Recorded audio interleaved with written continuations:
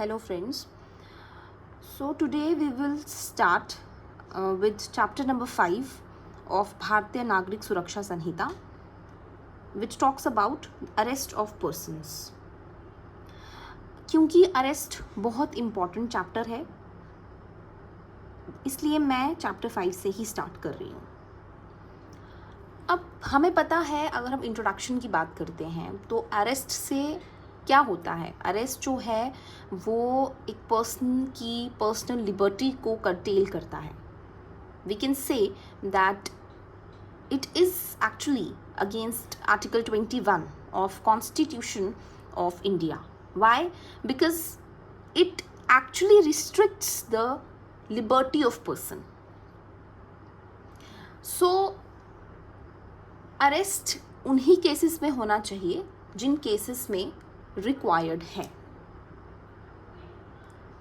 Just because arrest can be made, it is not necessary that it should be made. Just because कि एक case में arrest किया जा सकता है, ये ज़रूरी नहीं है कि उस केस में अरेस्ट करना ही करना है. सो बहुत सारे केसेस हैं सुप्रीम कोर्ट के, बहुत सी, जिसमें सुप्रीम कोर्ट ने गाइडलाइंस दी हैं कि किन केसेस में अरेस्ट होगा, किन केसेस में अरेस्ट नहीं होगा, किन केसेस में जो पुलिस है वो एक्यूज्ड को नोटिस सेंड करेगी और then he has to comply with the notice, and if he continues to comply with the notice, so उसको अरेस्ट उस केस में हम नहीं करेंगे, मतलब पुलिस उसको अरेस्ट उस केस में नहीं करेगी.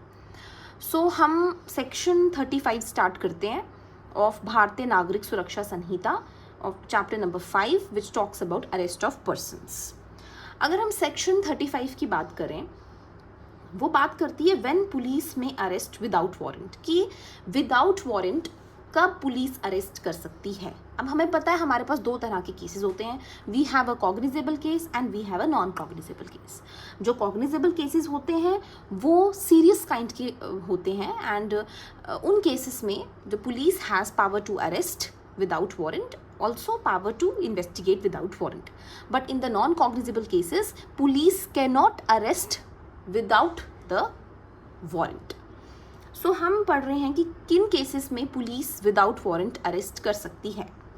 तो उसमें सबसे पहले केस वो आता है जिसमें in the presence of police officer a person is committing a cognizable offence. A cognizable offence क्या होता है? Which is a serious kind of offence. और कॉग्निजेबल ऑफेंसेस में जैसे कि मर्डर हो गया, और बहुत सारी लिस्ट है कॉग्निजेबल ऑफेंसेस की, जिसमें police has power to arrest without the warrant from magistrate. तो अगर किसी पुलिस की प्रेजेंस में कोई भी कॉग्निजेबल ऑफेंस होता है तो police without warrant from magistrate arrest कर सकता है.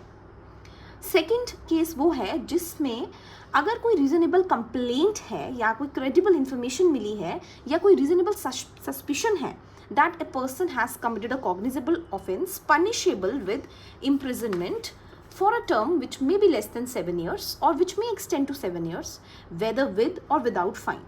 अब ये वो केसेस की बात हो रही है जहाँ पे रीजनेबल एक पर्सन है जिसके अगेंस्ट कोई रीजनेबल कंप्लेंट हुई है या कोई क्रेडिबल इंफॉर्मेशन है, या तो कोई कंप्लेंट की है किसी ने, बट जो कंप्लेंट है इट शुड बी रीजनेबल.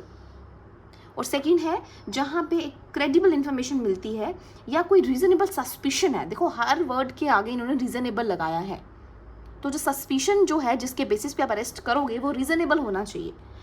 तो अगर ऐसा कुछ है कि भाई कॉग्निजेबल ऑफेंस हुआ है जिसकी पनिशमेंट 7 साल से कम हो सकती है या 7 साल तक जा सकती है, अब इन किन केसेस में पुलिस अरेस्ट करेगी?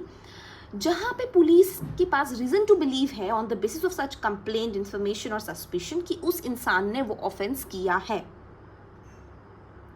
सेकेंड क्या है कि जहाँ पे पुलिस सेटिस्फाइड है कि ये अरेस्ट ज़रूरी है.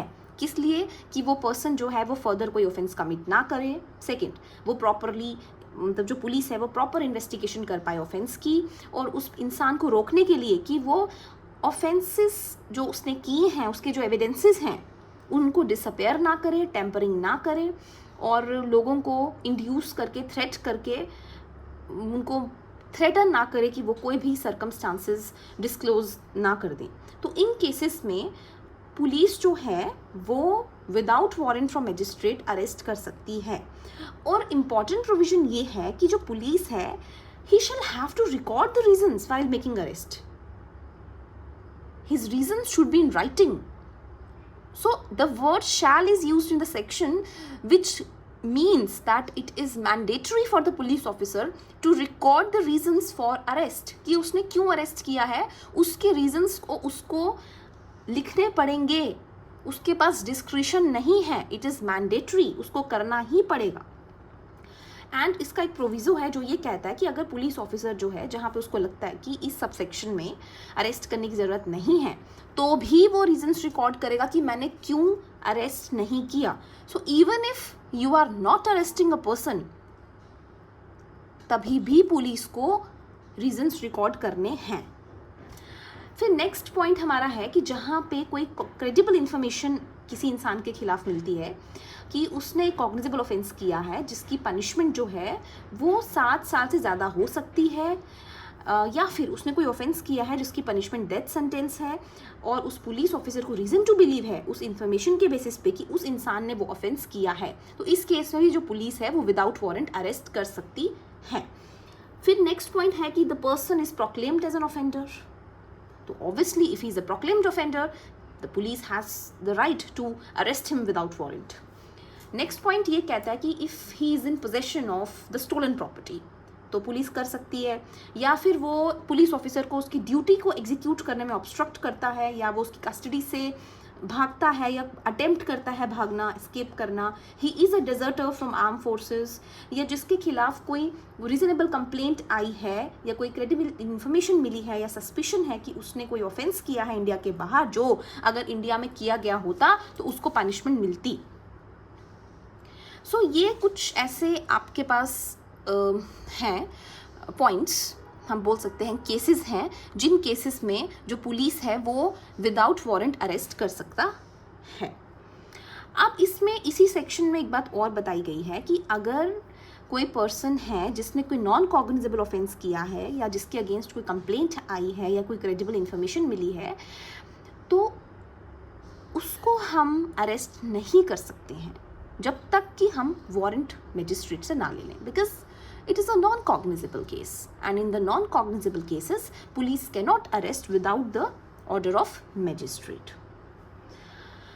अब थर्ड इसका सबसेक्शन ये कहती है कि पुलिस ऑफिसर क्या करेगा इन सभी केसेस में जहाँ पे उसको लगता है कि सबसेक्शन 1 के हिसाब से अरेस्ट ज़रूरी नहीं है, तो वो क्या करेगा, नोटिस भेजेगा लोगों को जिनके अगेंस्ट कोई इन्फॉर्मेशन मिली है या रीजनेबल कंप्लेंट आई है, सस्पिशन है कि उसने कोई कॉग्निजेबल ऑफेंस किया है, और पुलिस उसको नोटिस भेज के बोलेगी कि आप अपीयरेंस दो अपनी, क्योंकि ये वो केसेस हैं जहाँ पे पुलिस को लगता है कि अरेस्ट करने की ज़रूरत नहीं है, तो उन केसेस में नोटिस भेजा जाएगा। और जब नोटिस भेज दिया जाता है तो उस पर्सन की ये ड्यूटी बनती है, it is the duty of that person to comply with the terms of notice. Or if the person he complies or continues to comply with the notice, then he should not be arrested in the respect of offenses. जो offense से वो charge हुआ है उसको arrest नहीं किया जाएगा, है ना, अनलेस कि पुलिस को लगता है कि रीजंस रिकॉर्ड करके कि इसको अरेस्ट करना ज़रूरी है, then that is a separate case. Otherwise अगर वो आपके नोटिस, अगर वो पुलिस के नोटिस को कंप्लाई कर रहा है तो उसको अरेस्ट करने की ज़रूरत नहीं है। और जहाँ पे वो पर्सन किसी भी समय अगर वो नोटिस को कंप्लाई नहीं करता है तो उस केस में पुलिस जो है वो उसको अरेस्ट कर सकती है। और लास्ट सबसेक्शन ये बोलती है कि कोई भी अरेस्ट इसमें नहीं बनाई जाएगी without permission of officer not below the rank of deputy superintendent of police, उन केसेस में जहाँ पे जो ऑफेंस है उसकी इम्प्रिजनमेंट 3 years से कम है या वो पर्सन इन्फर्म है और he is above 60 years of age. इसका ये मतलब होता है कि जो भी सीरियस ऑफेंसेस नहीं हैं, like if offence is punishable with imprisonment for less than 3 years, उन केसेस में पुलिस जो है वो तब तक अरेस्ट नहीं करेगी जब तक उसको डिप्टी सुपरिटेंडेंट ऑफ पुलिस की परमिशन वो सीक नहीं कर लेती। Thank you.